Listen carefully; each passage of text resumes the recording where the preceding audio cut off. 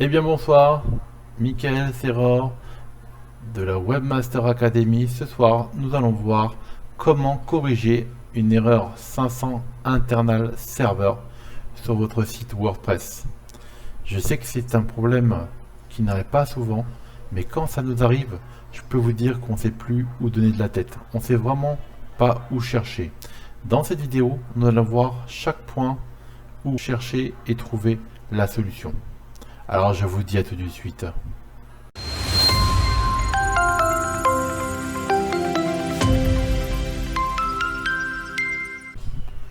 Comment corriger une erreur 500 internal server sur votre WordPress?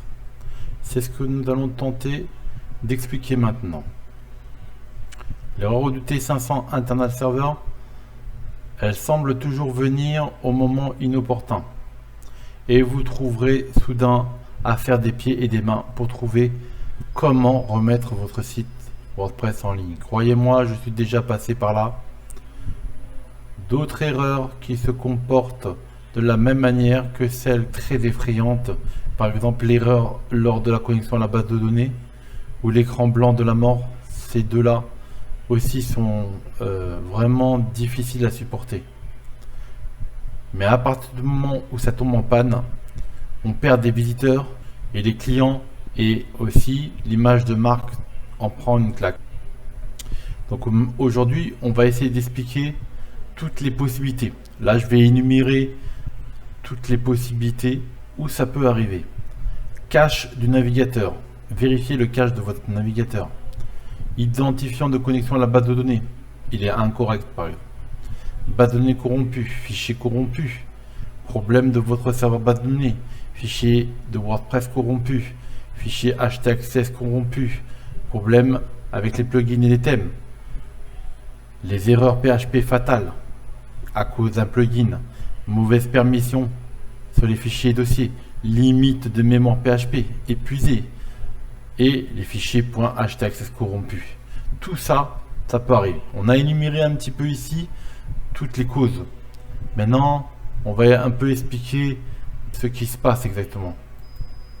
Ici, on peut voir un peu comment ça se passe. Donc, lorsque on navigue sur notre PC ici, le serveur prend cette requête, la traite. Donc, le navigateur en demande une page, que vous voyez ici. Le serveur traite la page et renvoie un code erreur. Et parfois, ça peut être le code erreur 500. Il y a d'autres codes d'erreur comme 500, 501, 502, 503, 504. Voilà à peu près comment ça se passe. Et quand le code 500 arrive sur le navigateur, c'est que le serveur n'a pas pu lui envoyer la bonne page, du moins la page n'est inaccessible. Nous allons voir un petit peu quel type de page. Il peut y avoir aussi un écran blanc comme ceci. Voilà les différentes façons d'afficher les erreurs. 500, ça peut être tout ça quoi. C'est pas obligatoirement que ce soit marqué comme on a vu plus haut. Donc ça peut être 500 internal server, HTTP 500 internal server error. Voilà, ça peut être tout ça comme erreur qui peuvent être affichées. Voilà à quoi ça ressemble, ça fait très peur. Hein. D'autres fois, on peut avoir un écran blanc. Et certaines marques comme Airbnb a marqué lui comme ça, il a personnalisé. Et Realme pareil, il a personnalisé. Voilà YouTube. YouTube lui il affiche comme ça. Ça peut arriver même au plus grand. Et par exemple si c'est un serveur de JS, eh ben il y a encore d'autres messages d'erreur. Et chaque code ici veut dire quelque chose. On va un peu survoler les choses, on va pas tout voir en détail. Alors l'impact, quand votre site internet, quand ça vous arrive, l'impact sur votre site et le référencement. Qu'est-ce qui se passe? Donc Google vérifie toutes les 10 minutes et ça dépend comment votre site est référencé et s'il est important ou non. Il vérifie s'il n'y a pas d'erreur. Si il trouve plus que 6 heures, il a toujours le message erreur 500, votre site peut être mis de côté. Et les conséquences, vont avec, c'est-à-dire que vous perdez des clients, vous perdez de l'argent et vous perdez tout ce qui va avec. Là, il faut faire appel à un professionnel pour vous aider ou essayer toutes les solutions que je vais vous donner plus bas. Si jamais ça vous arrive, n'hésitez pas à me contacter. J'essaierai de vous aider du mieux que je peux. Alors maintenant, on va voir comment on répare l'erreur 500 Internet Server. Commencez le déballage. Lorsque vous voyez cette erreur, parfois, vous ne savez même pas par où commencer. Généralement, l'erreur 500 sur les serveurs et parfois, c'est sur le côté client. Alors, commencez par appuyer sur la touche F5 pour rafraîchir ou CTRL plus F5. Si ça ne revient toujours pas, il y a une autre possibilité d'aller sur le site Down for Never Yon Judge. Je vous le mettrai ce lien dans la description de cette vidéo, je vous le mettrai en bas, comme ça vous pourrez faire un tour sur ce site là. Ce site web vous indiquera si le site est en panne ou il s'agit d'un problème de votre côté. Donc au moins vous pourrez faire la part des choses, savoir est-ce que ça vient de votre navigateur ou ça vient vraiment du site. Un outil comme celui-ci vérifie les codes HTTP envoyés par le serveur et il s'agit de choses comme 200. Donc si la réponse, on l'a vu plus haut ici,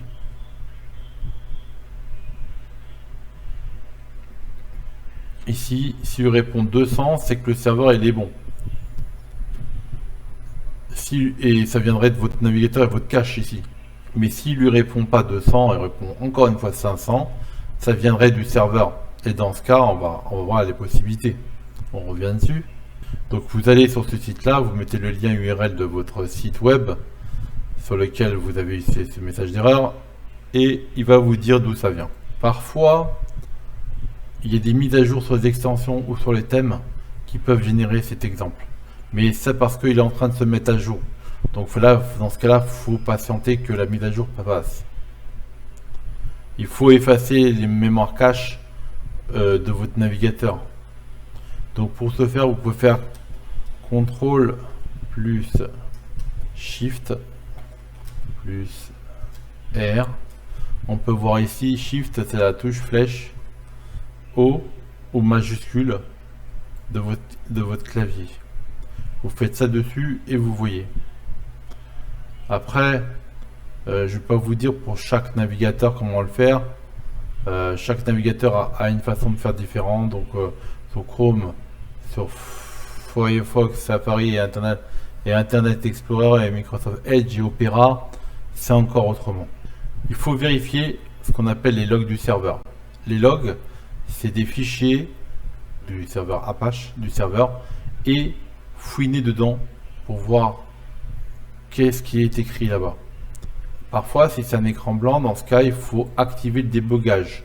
Dans ce cas-là, vous allez dans votre WordPress, vous cherchez le fichier wp-conf et vous activez wp-debug à true, wp-debug log à true, vous mettez à vrai, ça veut dire, et display à false. Et après, les fichiers peuvent s'enregistrer dans le répertoire wp-content. Et par exemple, chez OVH, ils sont enregistrés dans le fichier log de votre site internet.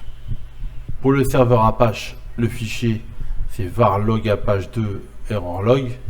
Pour Nginx, c'est var log Nginx error log. Ça, c'est si vous avez monté votre serveur sous Linux. Après, si l'erreur 500 s'affiche à cause d'une erreur fatale, vous pouvez également essayer d'activer le rapport des erreurs PHP. Il suffit d'ajouter le code suivant dans le fichier wp-conf toujours. Voilà, vous rajoutez ça et ça, et vous aurez vraiment les erreurs. Ça, c'est faut aller dans le php.ini. Dans le php.ini de votre serveur. Chaque serveur est différent. Et dans le php.ini, vous rajouterez display error on. Ça va vous aider à avoir plus les erreurs. Alors, les erreurs qui arrivent à cause des bases de données peuvent également se produire. Alors, quand ça arrive, c'est que vous avez un problème de login et de mot de passe de votre base de données. Il vous met erreur établissement de database. Ça peut arriver si c'est mal configuré dans le wp-conf. Vérifiez le mot de passe et le login. Après, vous avez un problème d'extension ou de thème. Dans ce cas, ces extensions, va falloir désactiver extension par extension jusqu'à trouver l'extension qui vous fait cette erreur. Et le thème, vous changez de thème, vous mettez le thème de WordPress par défaut et vous voyez, vous allez ici, vous désactivez chaque extension. Et pour le thème, pareil, vous le désactivez, vous voyez si ça vous fait encore l'erreur. Une solution rapide de renommer le répertoire plugin en plugin.hold, ça désactive vraiment toutes les plugins et là vous voyez si ça continue ou non. Vous connectez en FTP dessus et vous le faites. Ouais, ça c'est un exemple là. Là on désactive qu'une seule extension. Après, ça peut arriver à cause de WordPress. Dans ce cas-là, vous réinstallez WordPress directement. Après, vous vérifiez les erreurs. Ça peut être des permissions qui sont mauvaises sur les fichiers. En tout cas, tous les fichiers doivent être comme ceci. Tous les fichiers doivent être en 644, comme ça, ou 640. Et tous les dossiers doivent être en 755 ou 750 plus sécurisé. Et aucun des dossiers doit être en 777 accès total. Là, vous donnez, c'est comme si vous donnez votre carte bleue. Hein. Faut jamais faire ça. Après, le fichier wp-conf.php, il doit être en 440 ou en 400. Voilà. Continuons. Voilà les dossiers. Vous voyez ici, là, il faut que vos dossiers, vos fichiers ont ces droits. Il y a peut-être un problème de limite de mémoire. Là, il faut aller dans le php.ini et ajouter de la mémoire. Après, ça peut être la version aussi de PHP. Il faut aller dans le cPanel et changer de version. Passer à une version supérieure. Voilà. Là, c'est la memory limite. On peut voir là, il a augmenté la mémoire. Donc, augmenter la mémoire peut se passer aussi dans le htaccess et dans le cPanel. Par exemple, là, dans le htaccess, on a rajouté cette commande. Ça permet d'augmenter à 128 mégas la mémoire. Ou vous pouvez aller dans le php.ini, parce que parfois on peut mettre un php.ini à la racine de votre WordPress et rajouter cette commande. Je vous la mettrai dans les commentaires. Vous pouvez aussi le faire dans le wp-conf config et rajouter cette commande là. Je vous la rajouterai et ça augmentera la mémoire. Après, ça peut aussi venir de votre htaccess, au fichier htaccess qui se trouve à la racine. Si on utilise toujours un WordPress qui est exécuté par Apache, donc ça vient de ça. Il peut être corrompu. Donc il faut se connecter en SSH ou en FTP et le renommer et regarder si ça repart. Après, il faut vérifier les permaliens dans WordPress, les refaire. Vous allez dans les permaliens et vous voyez si tout est bien programmé dans votre WordPress. Et dans un WordPress normal, le fichier htaccess doit être comme ça. Exactement. Je le mettrai aussi dans les commentaires.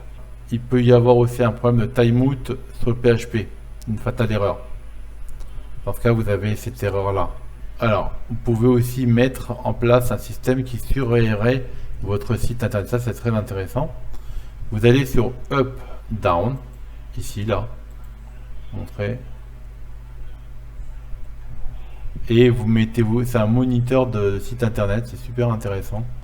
Vous mettrez votre site internet et à ce moment-là, il va vous surveiller pour voir si toutes les 15 secondes, 30 secondes, 1 minute, vous choisirez le nombre de fois et si votre serveur tombe, vous envoie un mail automatiquement. Voilà, vous pouvez voir à quoi ça peut ressembler. Voilà. J'espère que j'ai pu vous aider et que vous connaissez maintenant d'autres façons de dépanner rapidement votre site. Rappelez-vous toujours, ce type d'erreurs sont généralement causées par des extensions tiers ou des erreurs de PHP fatales. Les problèmes de connexion base de données aussi, des problèmes avec des fichiers htaccess ou limite de mémoire PHP et parfois des timeouts du PHP. Peut-être avez-vous d'autres conseils de dépannage? Si oui, faites-le moi savoir dans les commentaires. Je vous remercie d'avoir vu cette vidéo. Si vous avez quoi que ce soit comme question, n'hésitez pas à revenir vers moi dans les commentaires et j'y tâcherai de vous répondre et de vous aider. Si vous avez besoin d'une prestation de dépannage, n'hésitez pas aussi à me le dire dans les commentaires. Il y aura mes sites internet aussi. Je suis sur un... Vous pourrez m'écrire directement et demander une intervention à distance pour tout problème sur votre site internet. Merci d'avoir vu cette vidéo jusqu'à la fin et je vous dis à bientôt pour une nouvelle vidéo sur la Webmaster Academy.